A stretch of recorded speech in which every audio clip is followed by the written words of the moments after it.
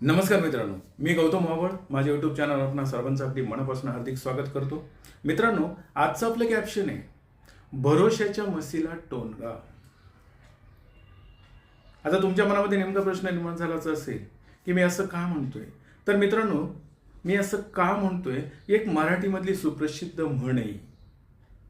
आपण जे म्हणी म्हणतो ना, तशी एक ही सुप्रसिद्ध म्हण आहे. आणि ती त्या मी कशासाठी वापरतोय, तर ही म्हण एका गोष्टीला अगदी समर्पकपणे जुळते. आणि ती गोष्ट कोणती, तर महाराष्ट्रामध्ये एक अभूतपूर्व आंदोलन म्हणा किंवा अभूतपूर्व मोर्चा म्हणा, हे 2018ला झाले. आणि त्या मोर्चांचं नाव आहे मराठा मोर्चे, किंवा त्याला आपण मराठा आरक्षणाचे मोर्चे असेही म्हणू.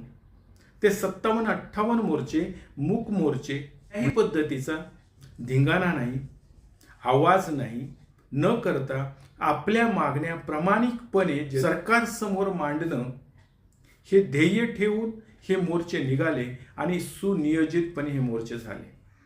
परंतु त्याची फलश्रुती काही जास्त प्रमाणात झालेली दिसत नाही किंवा त्यातून काहीही निष्पन्न झालेलं नाही.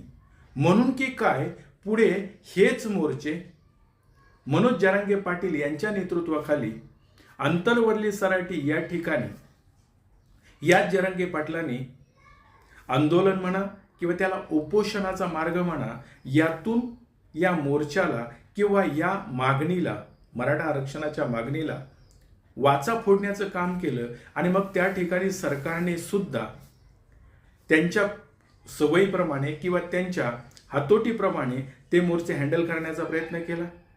ऐकत नाही म्हणून त्यांच्यावर लाठीचार्जही करण्यात आला. हे आपल्याला सर्व माहिती आहे. परंतु काहीही झालं तरी आपल्याला मराठ्यांना आरक्षण मिळालंच पाहिजे, ही मागणी पुढे रेटून धरत असताना जरांगेंच्या नेतृत्वाखाली महाराष्ट्रामधील तमाम मराठा समाज एकवटला गेला.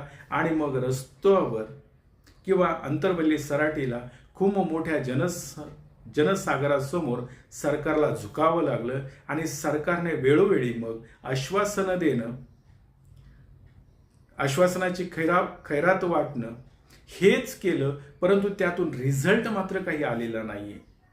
आणि हा रिझल्ट काय येत नाहीये, तर मराठा आंदोलकाची जी अशी मागणी आली पुढे, की याच मागणी जी आपण सरकारकडे करतोय त्या सरकारमध्येच मराठा समाजाचे खासदार आमदार आहेत.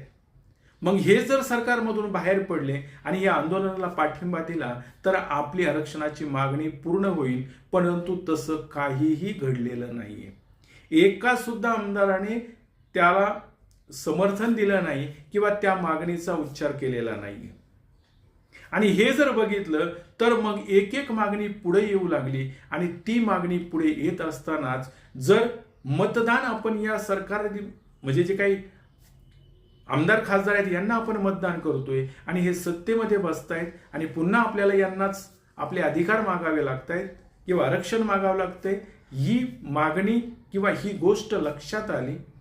आणि मग जरांगे पाटलांच्या जे काही आंदोलन करतेत यांनी असं ठरवलं की काहीही झालं तरी मतही आपलंच असेल, उमेदवार आपलाच असेल आणि सरकारही आपणच बनवूया.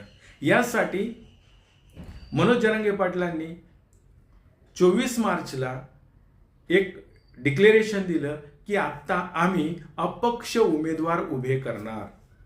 आणि अपक्ष उमेदवार उभे केल्यानंतर तिथून पुढे सर्व महाराष्ट्रातील, तालुक्यातील, जिल्ह्यातील बैठका होतील आणि त्या लोकांना म्हणजे विचारलं जाईल की आपल्याला उमेदवार उभे करायचे आणि सरकारमध्ये आपल्याला सहभाग घ्यायचा आहे.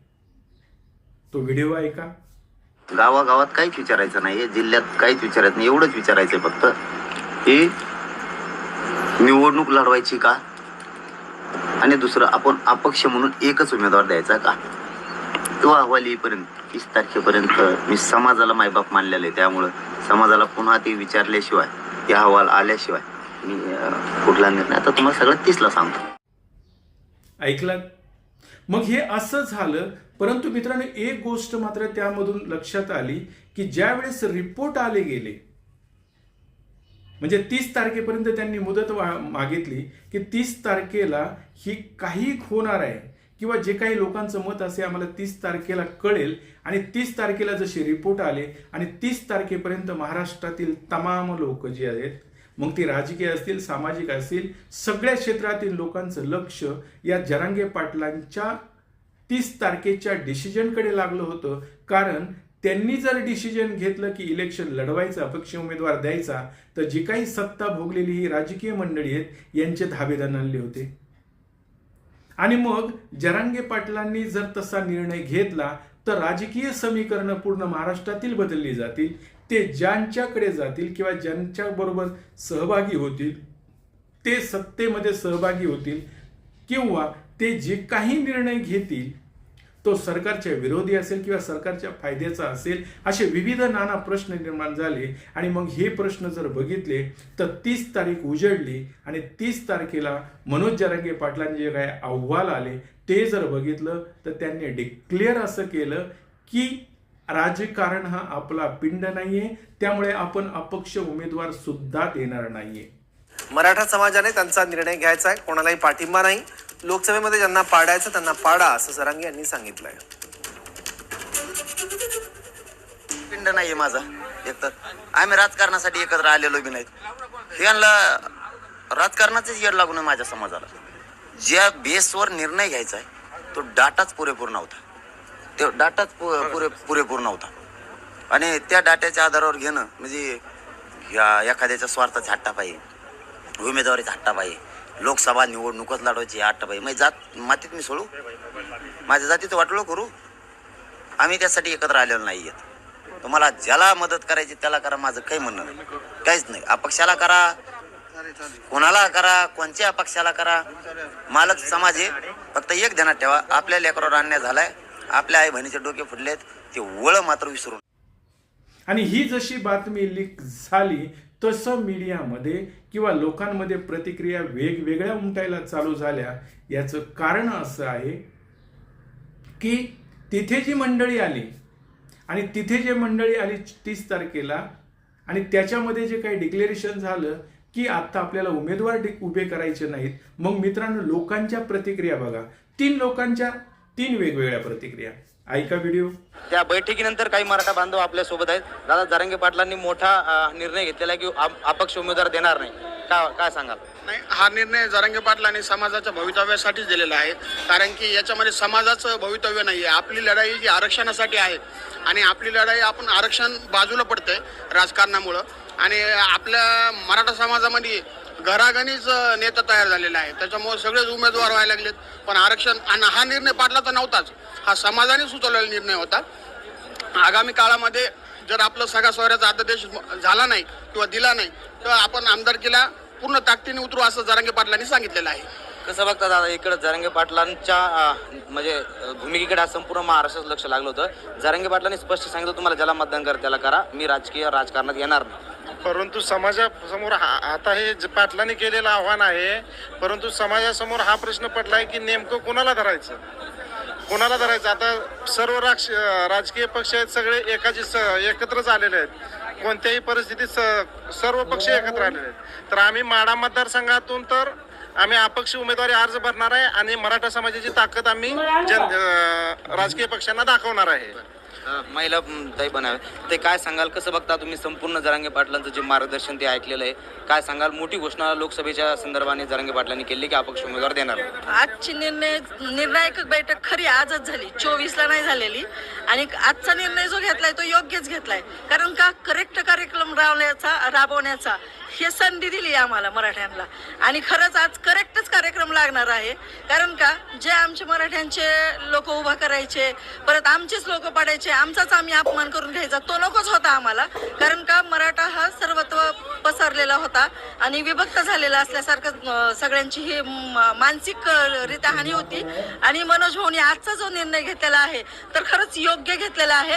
त्याच्यामुळे आम्ही करेक्ट कार्यक्रम लावणार, म्हणजे करेक्ट कार्यक्रम सगळं मराठा समाज लावणार म्हणजे लावणार.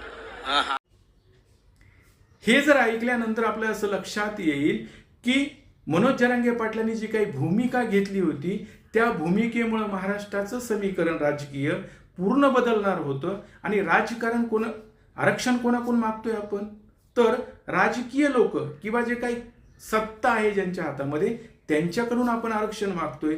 आणि याच मंडळीने जर आपली माणसं उभी केली असती, अपक्ष उभे करा किंवा एखाद्या पक्षामधून उभे करा, तुमची जर मतदान एका जागेवर आलं असतं तर तुमचंच मतदान, तुमचाच उमेदवार आणि तुमचीच सत्ता असेल तर तुम्हाला दुसऱ्याच्या पुढे हात पसरायची गरज पडली नसती. परंतु असं घडलंच नाहीये. तर जरांगे पाटलांनी सरळ सांगितलं, आपलं राजकारण आपल्याला लढायचं नाही, आपला राजकारणाचा पिंड नाही, अपेक्षा आम्ही उभं करणार नाही, पण तुम्हाला ज्याला पाडायचं त्याला पाडा. आणि मित्रांनो, यामध्ये मग मात्र मराठा समाज संभ्रमात जातोय की जशा तुम्ही 3 प्रतिक्रिया वेगवेगळ्या ऐकल्यात. मनोज जरांगे पाटलांनी एक कुठलीही भूमिका घेतली असती, काहीही असो, तर त्याचा परिणाम पूर्ण राजकारण झाला असता. परंतु त्यांची भूमिका मात्र वेगळीच निघाली. आणि मग एखादा विश्वास असतो आपल्याला एखाद्या गोष्टीवर, की जी म्हण वापरली मी, भरोशाच्या म्हशीला टोनगा. म्हणजे काय, तर भरोसा काय होता की जरांगे पाटील कम्प्लीट डिसिजन घेतील, कारण त्यांना माहिती आहे आरक्षणाचा मुद्दा जो आहे केंद्रात सोडवायचा आहे किंवा महाराष्ट्र विधानसभेत सोडवायचा आहे. त्यासाठी आपली माणसं आतमध्ये गेली पाहिजेत, म्हणून आपलीच माणसं उभी केली पाहिजेत.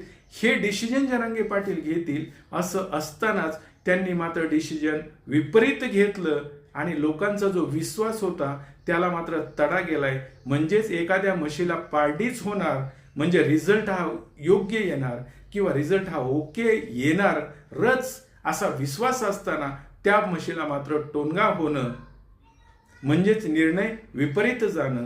म्हणून मी आजचं जे काही कॅप्शन होतं ते दिलं होतं की भरोशाच्या म्हशीला टोनगा.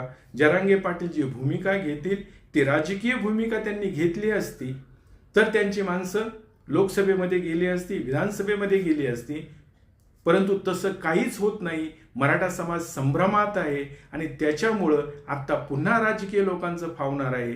आणि ही जर मंडळी म्हणत असतील की आता पुन्हा बघू आम्ही विधानसभेला, तर आत्ता जी संधी होती त्या संधीचं वाटोळं होतंय आणि हे फक्त आशावादी म्हणून पुढे पाहण्याचा प्रयत्न करतायत. आणि मित्रांनो, आरक्षणाचा मुद्दा असाच मागे मागे ढकलला जाणार आहे, कारण सरकारची मानसिकताच नाहीये.